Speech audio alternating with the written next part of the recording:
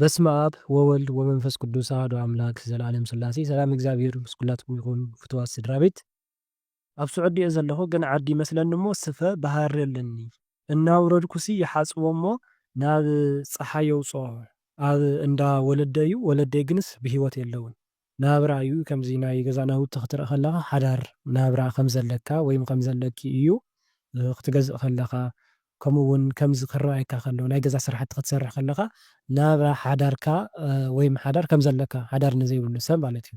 ብካልእ እዚ ከምቲ ናትክ ትብልዮ ዘለካ ከዓ ካልእ ናፍቆት እዩ በቃ ብሂወት ስለዘየለው ናይ ቀደም ስለትዝክር እዮ ከምኡ ከዓ ስደት እንተሃሊኺ ዓድኺ ስለትዝክሪ ንዓድኺ ስለትናፍቂ ንገዛኺ ነታ መረበትኪ ንወለድኺ ስለትዝክር እዮም ስለትናፍቅ እዮም እዚ ክትርእዮ ዘለኺ ማለት እዩ። ካልእ ከዓ ትምኒ ስለ ዘለኪ ዓደይ መፅእ ናብራ ክገብር ናብራ ሓዳር እንድሕር ሃሊካ ከዓ ገዛይ ክእክብ ክስብስብ ዝብል ትምኒት ሓሳባት ስለ ዘለኪ ወይም ትምኒት ስለ ዘለኪ ክትርእዮ ዘለኺ እግዚኣብሔር ኣምላኽ ከዓ ናብ ዓድኺ ከም ዘብቅዐኪ እዩ እሞ እዚ ይመስል። ሓድሽ ገዛ ምእታውስ እንታይ እዩ? ሓድሽ ገዛ ምእታው ማለት ናብ ሓድሽ ዝኾነ ሂወት ወይም ሓዳር ዘይብሉ ሰብ ናብ ሓዳር ምእታው ዓለማዊ ዝኾነ ሰብ ናብ መንፈሳዊ ሂወት ምእታው ናብ ሓድሽ ምዕራፍ ምስግጋር ወይም ናብ ሓድሽ ሂወት ምእታው እዩ። ኣነ ኣብ ስደት እየ ዘለኹ ኣፍቃሪት ድማ ኣብ ትግራይ ኣላ ብሕልመይ ግን ክዳና ኣውፅያሲ ኣብ ሻወር ኣትያ ክትሕፀብ እየ ርእያ ከይደስ ከይትርእየኒ ዝባናስ ብዝባናስ ትንክፍ ኣቢለ እያ መሓዛይስ በሊ ከይትርእየካ ጥራይ ነፍሰይ ከለኹሲ ኢላትኒ ኣጆኺ ሰበይተይ ንድኺ እሞ እንታይ ፀገም ኣለዎ ኢለያስ ደቂቐ ከይደ ደገ ወፅየ መሓዛኣ ድማ ካብኡ ቁሩብ ርሕቕ ኢላሲ ቪድዮ ካሜራስ ትገብር ነይራ ኣነ ኣብ ፅርግያስ ይፅበያ ነይረ ሽዑ ሙሉእ ክዳን ማለት ሽፎን ዝዓይነቱ ማለት እዩ ሸበጥ ጌራስ ነፀላ ዙርያ ተሸፋፊና ካብቲ ትሕፀበሉ ዝነበረት ገዛስ መሰስ ኢላስ ናብቲ ዝነበርክዎ መፅያ ንኸድ በል መፅየ ትብለኒ ሕራይ ንኽድ ተባሂልናስ ናበይ ምዃኑ እናኸድናሲ ተበራቢረ እዚስ እንታይ ይኸውን? እቲ ነፍሳ ትሕፀቦ ዘላ ንስሓ እያ ተኣትው ዘላ ንስሓ ኣትያ ብቅዱስ ቁርባን ክትቅበል ክትምርዖ ወይም ሓዳር ክትገብር ከም እትደሊ እትምነ ማለት እዩ። እታ ኣፍቃሪትካ ወይም ትምኒታ ከምኡ ከም ዝኾነ ወይ ከዓ መንፈሳዊት እንተኮይና ብከምኡ ከም እትደሊ እዩ። ቅድሚ ሓዳር ከዓ ዝኾነ ምትንኻፋት ምስዓዓም ይኹን ካሊእ ነገራት ፆታዊ ምትንኳስ ይኹን ምትንኽኻእ ከም ዘይትደሊ እዩ። ስለምንታይ ንስሓ ኣትያ ብቅዱስ ቁርባን ተዓጂባ ክትነብር ከም እትደሊ እዩ እታ በዓልቲ ገዛኻ ወይም እታ ኣፍቃሪትካ ማለት እዩ። ንስኻ ግን ቁሩብ ናይ እምነት ምንኣስ ድዩ ዓለማዊ ስለዝኾንካ ድዩ ብሓፂሩ ብዝኾነ ምክንያት ትተነኻኽፋ ወይም ክተሰሓሕታ ትፍትን ከም ዘለኻ ቅድሚ ሓዳር ማለት እዩ። ዝኾነ ርክብ ምፍፃም ክኸውን ይኽእል ምስዓዓም ክኸውን ይኽእል ዝተፈላለዩ ንስኻ ግን ከምኡ ከምዘይትደሊ ብንስሓ ብቅዱስ ቁርባን ዝተዓጀበ ሓዳር ከም እትደሊ እዩ። እታ በዓልቲ ገዛኻ ከምኡ እውን ከም ዝኸውን እዩ። እታ መሓዛኣ ካሜራ ትቐርፅ ነይራ ትብላ ዘለኻ ከዓ ነብሳ እንዳተሓፀበት ድያ ትቐርፃ ነይራ ወይስ እንዳወፀት ክዳና ምስ ተኸዳደነት? እዚኣ ንፅርቲ ኣይኮነትን። ምናልባት ነብሳ እንዳተሓፀበት ጥራይ ዝባና ኮይና ትቐርፃ ዓይነት እንድሕር ደኣ ኮይኑ ፅቡቅ ኣይኮነን። እታ መሓዛኣ ፅቡቅ ዝኾነ ርድኢት ከም ዘይብላ እዩ። ብቁኑዕ ክኾን ይኽእል ብምንቀኝነት ክኸውን ይኽእል ብዝተፈላለዩ ምክንያት ማለት እዩ። ኮይኑ ግን ክዳና ምስ ተኸዳደነት ቅርፃ እንድሕር ደኣ ኮይኑ ቪድዮ ጌራ ትቐርፃ እንድሕር ደኣ ኮይኑ ሓደ መዘከርታ እዩ። ፎቶ ምቕራፅ ወይም ቪድዮ ምቕራፅ መዘከርታ እዩ። ካልኣይ ከዓ ናይ ፍቅሪ እያ ትገልፅ ዘላ ማለት እዩ። ወይም ተሓባባሪት እያ ትኸውን ዘላ ማለት እዩ። ማለት ኣብቲ ሓዳራ ይኹን ኣብቲ ናይ ምሕዝነት እጃማ እያ ትዋፅኣ ዘላ ማለት እዩ። ተሓባበራ ትሕግዛ ከም ዘላ ኣብቲ ሓዳራት ኣብቲ ምክርታት ኣብቲ በቃ ከምዚ ንመሓዛና ነማኽሮ ልብና ነካፍሎ ሓሳባት ኣሎ ሓቂ ከምኡ እያ ትገብር ወይም ትዕይቲ ከም ዝኾነት ወይም ትሓልየላ ከም ዝኾነት ትሕግዛ ከም ዘላ እዝታት እዩ ማለት እዩ። ኣብቲ ዝሰርሐሉ ቦታ ኮድ ጠዊቕኻ ኢኻ ተኣቱ። ኣብ ሕልመይ ግን እታ ኮድሲ ትጠፍኣኒ። ኣብቲ ስራሕ ቦታኻ ዝተፈላለየ ዝኾነ ፈተናታት ከም ዘለካ እዩ። ምናልባት ስራሕ ዘይምስላጥ ድዩ እቲ ትሰርሖ ስራሕ ይጠፍአካ ድዩ ኮይኑ ብቻ ብዝተፈላለየ ምክንያት ኣብቲ ስራሕካ ፈተናታት ከም ዘለካ እዩ። ኣነሲ ስጋዊ ርክብ እንዳፈፀምኩ ኣብ ሕልመይ እሞ ከዓ ምስ ጓል ኣኮይ ኮይኑስ ይስማዓኒ ድሓርስ እዋይ ሓጢኣት ሰሪሐ ኢለ ከዓስ ይሓርቕ ሽዑ ተበራቢረ ጸሎት ሰኔ ጎልጎታ ጌረስ እየ ዝድቅስ ግን በቃ ሙሉእ ለይቲሲ ሃተፍተፍ ክብል እየ ይሓድር። ቀዳማይ ናይ ዓይነ ጥላ መንፈስ ክትኸውን ትኽእል ብሕልምኻ ፆታዊ ርክብ ምፍፃም ዝብል ቪድዮ ወይ መደብ ሰሪሕና ስለ ዘለና ብሰፊሑ ኣብኡ ኢኻ ትረኽቦ ትኽእል። ግን ሕፅር ዝበለ ኣብዚ ንምግላፅ ዝኣክል ንምምላስ ዝኣክል ቀዳማይ ናይ ዓይነ ጥላ መንፈስ ክትኸውን ትኽእል እያ። ዓይነ ጥላ መንፈስ ኣብኻ ዘላ ናይ ዝተፈላለየ ሰባት መልክዕ እንዳበለት እንዳርኣየት ከም ዘርከሰትካ ወይ ንኽትሓርቕ ንኽትጭነቕ ወይ እውን ንኽተላማምደካ ተርእየካ ዘላ ክኸውን ይኽእል። ካብኡ ከዓ ምስ ኣሕዋት ከምዚ ፆታዊ ርክብ ዘፍፅም ናይ ጠቋር መንፈስ እዩ። ስለዚ ኣብ ስድራኹም ዝምለኽ ዝነበረ ባእድ ኣምልኮ ዝምለኽ ዝነበረ ናይ ዛር መንፈስ ናይ ጠቋር መንፈስ እንድሕር ደኣ ሃልዩ ከም ንሳት ኢኻ ትርኢ ማለት እዩ። ምክንያቱ ደፋር ዝኾነ እዩ ቤተሰብ ምስ ቤተሰብ ዘዋስብ ዓይነት መንፈስ እዩ ማለት እዩ ጠቋር። ካልእ ኣብቲ ቤተሰብኩም ናይ ዝሙት ነገራት እንድሕር ደኣ ሃልዩ ምናልባት ወላዲኻ ወይም ወላዲትካ ወይም ካልኦት ቀረባ ዝኾኑ ስድራ ቤትካ ወይም ቤተሰብካ ብዝተፈላለየ ብዝሙት ካብ ካሊእ ናብ ካሊእ ኣንስቲ ይኸዱ እንድሕር ደኣ ነይሮም እተን ኣንስቲ እውን ናብ ካልኦት ኣወዳት ይኸዳ እንድሕር ደኣ ነይረን በዝታት እውን ዝሓለፈ ዝተወለደ ምሳኹም መንፈስ ስለ ዘሎ እዩ። ካሊእ ብመስተፋቅር ምናልባት ስድራኻ ብመስተፋቅር እንድሕር ደኣ ተመርዖም እንተነይሮም ናይ መስተፋቅር መንፈስ እውን ከምዚ የርእየካ እዩ ማለት እዩ። ወይ ከዓ ብቡዳ ብመልክዕ ትብላዕ ከለኻ እውን ከምዝታት ክትርኢ ትኽእል ኢኻ። ትውዕሎ ቦታ ትሪኦ ነገራት ንኣብነት ናይ ዝሙት ፊልምታት ትርኢ እንድሕር ደኣ ነርካ እሞ ከዓ ኣብቲ ናይ ዝሙት ፊልምታት ከዓ ወይም ኣብቶም ፖርኖግራፊ ንብሎም ማለት እዩ ናይ ፋሚሊ ሴክስ እናበሉ ዝቆርፅዎ ኣለው። ወይም ናይ ቤተሰብ ርክብ ምስ ስቴፕ ሲስተር ምስ ስቴፕ ማዘር ምናምን እናበሉ ዝሰርሕዎ ናይ ኢሮቲክ ዝኾኑ ጌማት እውን ክኾኑ ይኽእሉ። ከምኡታት ተዘውትር እንድሕር ደኣ ነርካ ካብኡ ዝመፀ መንፈስ እዩ ማለት እዩ። ወይም ትርኢ እንድሕር ደኣ ነርካ ማለት እዩ። ምክንያቱ ብዓላማ ስለ ዝሰርሕዎ ማለት እዩ። እቲ መንፈስ ልክፍቲ ኮይኑ ናብቲ ዝሪኦ ሰብ መታን ከኣቲ እዮም ዝሰርሕዎ ማለት እዩ። ከምቲ ድግም ዝድገም ዝኾነ ነገር ከምኡ እዮም ንሶም እውን ዝገብርዎ። ስለዚ ናይዚ ፍታሕ ከዓ ኣብቲ ትሕቲ ዓራትካ ጠቕላላ ነቲ ሃተፍተፍ ትብሎ ዘለካ እውን ማለት እዩ ኣብቲ ትሕቲ ዓራትካ ፀበል ምቕማጥ ወይም እቲ እምነት ማለት እዩ ወይም ፀበል ምቕማጥ ካብኡ ምሸት ክትፅሊ ከለካ መልክዓ ሩፋኤል ስለምንታይ ኣብ ማህፀን ዝተሾመ መልኣክ ስለ ዝኾነ ማለት እዩ። ካልእ ከዓ ቅድሚ ድቃስ እውን ሕጂ ምስጋድ ከም ዘድሊ ከምኡ እውን ፀሎት ብዓቕምኻ ከምኡ ከዓ ብመቁጠርያ ጌርካ ምቕጥቃጥ ነቲ መንፈስ ከዓ ምውጋዝ ማለት እዩ። መን ኢኻ ከምዚ ትገብረኒ ዘለካ ከምዚ ተርእየኒ ዘለካ እናበልካ ምቕጥቃጥ ወይም ስርሑ ደው ንኸብል ክትእዝዞ ክትኽእል ኣለካ ማለት እዩ። ንዝኣምን ኩሉ ይከኣል። ኣብ ስደት እዮ ዘለኹ ኣብ ዓደይ ኮይኑ ይመስለኒ ብረት ኣብ ዝባነ ጌረሲ ብርእሲዩስ ማማይ ሓዚለስ ብሽልም ማሕዘል ካብቲ ናይ ገዛና ፅቡቕ ሰውሒ ዘለዎ ብኣካል እውን ማይ የስትየን ነተን ከፍቲ ብድሕሪኡ እታ ብረት ኣብ ኢደይ ሒዘ ትማማይ ሓዚለ ናብ ፅርግያ ይኸይድ ዘይትርአ ብሳዕሪ ዝተሸፈነት እያ ማይዳ መሲላ ረጊፀያስ ጥልቕ ኢለስ ንውሽጢ ይመስለን ይኣቱ ይመስለኒ እሞ እዋታ ብረተይ ከዓሲ ኢለስ ፈሪሐስ ካብኡስ ሒዘያ ወፅየ ፅርግያ ይኸይድ ለሚን ኣራንሺ ዘለዎ ታራንሺ ጉራምረ ዘይበሰለት ነታ ለሚን ከይደ በታ ለሚን ከይደ ድዩ ምልፍለይ ጥቕልል ብዝበለ እዚ ከዓ ተሓሳቡ እንትን ስለ ዝበለ ቆልዓ ተሓዝልዮ ዘለኺ ማማይ ማለት ቆልዓ እንተኮይኑ ማለት እየ መንፈስ ቅዱስ ክኸውን ይኽእል። ውላድ እንድሕር ደኣ ሃልይካ ነታ ውላድኪ እቲ ናይ ገዛ ስራሕቲ ምስራሕ ንሱታት እዩ ነታ ውላድኪ ምሕዛል እዩ።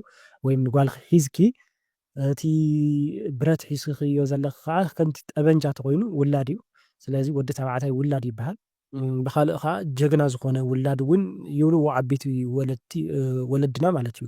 እና እሱ ሓዚልኪ ክትኸዲ ከለኺ ኣብ ጓልኪ ሒዝኪ እቲ ወድኺ ሒዝኪ ሓዳርኪ ጠርኒፍኪ እቲ ደቅኺ ሒዝኪ ጉዕዞ ክትጓዓዝ ከለኺ በቲ ፅቡቕ ዝኾነ መንገዲ ክትኸዲ ከለኺ ኣብ መንጎኡ እታ ረግረግ ወይም ጉድጓድ ትመስል ንውሽጢ እትያትኒ ትብልያ ዘለኺ ዝኾነት መከራ ንእሽተይ ፈተና ንእሽተይ መከራ ከም ትመፀኪ እዩ። ካብኡ ግን ምንም ከም ዘይኮንኪ ደቅኺ እውን ከይሰኣንኪ ንባዕልኺ እውን ምንም ከይኮንኪ ናብቲ ፅቡቕ ዝኾነ ፈተና ክወዲእኺ ናብቲ ቁኑዕ ዝኾነ መንገዲ ፅሩይ ዝኾነ መንገዲ ከም እትወፂ ናብቲ ሽሻይ ዘለዎ ማለት እዩ ናብቲ እንጀራ ዘለዎ ናብቲ ፅቡቕ ዝኾነ መንገዲ እቲ ኣራንሺ ጉራምረ ዘይበሰለት ትብልየ ዘለኺ ኣራንሺ እውን ከምኡ ፍረምረ ጽቡቕ እዩ፣ ተስፋ እዩ፣ ፍረምረ ውሉድ እዩ፣ ፍረምረ በረከት ሽሻ እዩ። ስለዚ ናብታ ናይ ጽብቕቲ ግዜ ናብታ ናይ በረኸት ግዜ ከም ትበጽሒ ዘይበሰለት ምዃና ከዓ ግዜኣ ገና ስለ ዝኾነ እዩ።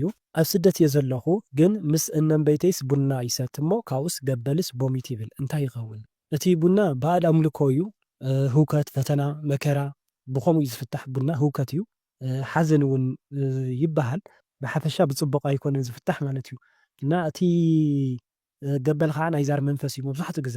ስለዚ ምናልባት ናይ ዛር መንፈስ ዓባኺ ከም ዘሎ ወይም ዓሪፉ ከም ዘሎ ካብተን እነንበይትኺ ዝመፀ ከምቲ ኣዴታት ዓበይቲ ኣዴታት ቀብሪ ክኾን ከሎ ሓዘን ክኸውን ከሎ ህውከት ክኸውን ከሎ ወይ ከዓ ሞቕ ክብለን ከሎ እቲ ቡን ክስተ ከሎ ባዕድ ኣምልኮ ክስበል ከሎ ክፍፀም ከሎ ወይም ዝኾነ በዓል ክኾን ከሎ ከምቲ ኣብ ውሽጦም ዘሎ ርኩስ መንፈስ ወይም እቲ ዛር መንፈስ ዝወፅእ ወይም ዘጉርዓ ማለት እዩ።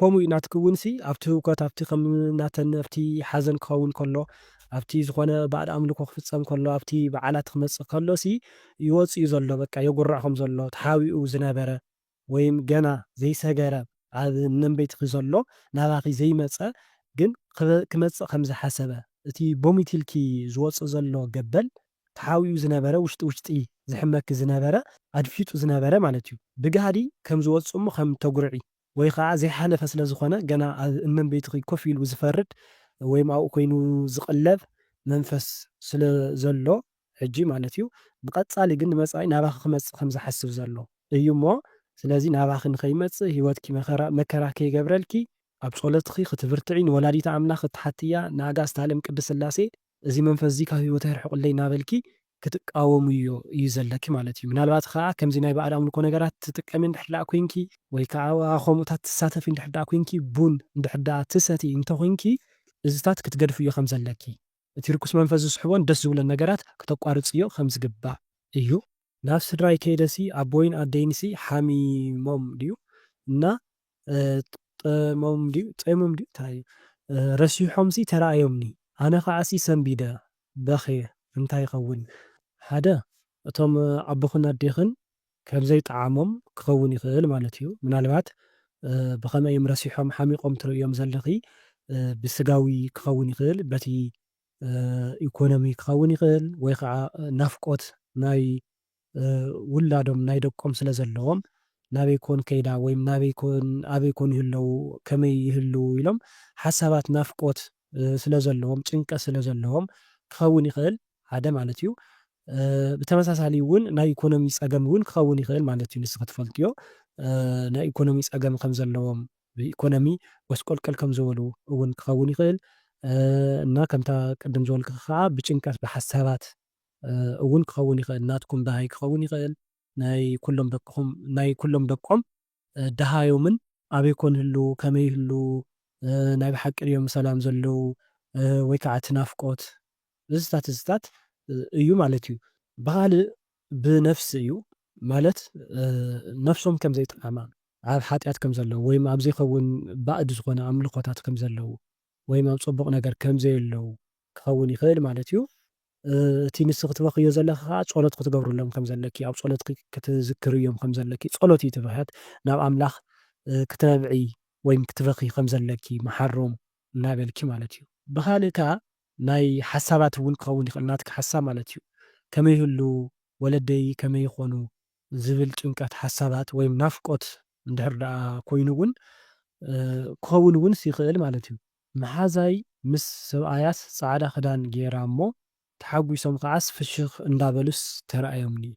እዚ እውን ቅዱስ ቁርባን ከም ዝቕበሉ እቶም መሓዛኹን እቲ ሰብኣያን ማለት እዩ ብቅዱስ ቁርባን ከም ዝኸብሩ ሽዑ እቲ ዘለኣለማዊ ሓጎስ ዝኾነ ዘለኣለማዊ ሰላም ዝህብ ሰላማዊ ዝኾነ ክርስቶስ ሰላም ከም ዝህቦም ብኻልእ እውን ዝቕበሉ እንድሕር ደኣ ኮይኖም ኣብ ቅዱስ ቁርባን እንድሕር ደኣ ሃልዮም በቃ ንመጻኢ ዝረኣኽሎም ናብ ገነት ከም ዝኸዱ ኣብ ፅቡቕ መስመር ከም ዘለዉ እዚታት ክትርእዮ ዘለኺ ማለት እዩ።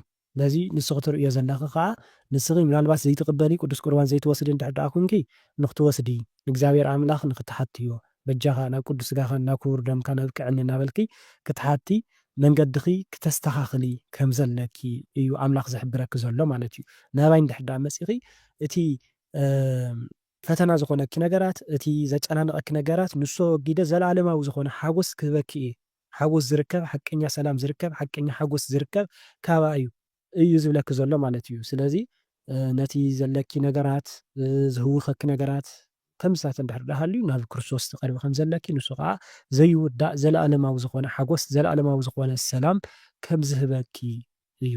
ብሕልመይ ቅድሚ ከባቢ 1 ዓመት ኣደይ ሞይታ እያ። ሓፍተይ ግንሲ ብሂወት ኣላ ግን ኣይወለደትን እና ክልተን ኮይነንሲ ወርቅስ ይህባኒ ኣነ ከዓሲ ኣለኒ እንዶ እንዳበልክወንሲ ይህባኒ። ወላዲተ ኣምላክ ቅድስተ ቅዱሳን ድንግል ማርያም በተን ኣዴኻ ተመሲላ ከምኡ ከዓ በቲ ሓፍትኻ ዝተመሰለት ቅድስቲ ኣርሴማ ወይ ከዓ ትፈትዋ ሓንቲ ካብተን ቅዱሳት ኣዴታትና ማለት እዩ ንሳተን ሓደ ውሉድ እየን ዝህባኻ ዘለዋ ምናልባት ኣለኒ ትብለን ኣለኻ ስለ ዝወለድኻ ክኸውን ይኽእል። ስለዚ ካልኣይ ውላድ እየን ዝህባኻ ዘለዋ ማለት እዩ። ካልአን ዝኾነ ካብ መንፈስ ቅዱስ ዝኾነ ውላድ ትረክብ ከም ዘለኻ ወላዲት ኣምላክ ትበካ ከም ዘላ ምናልባት እውን ሰማዒት ቅድስቲ ኣርሴማ ትበካ ከም ዘላ እዩ ውላድ እዩ እቲ ወርቂ።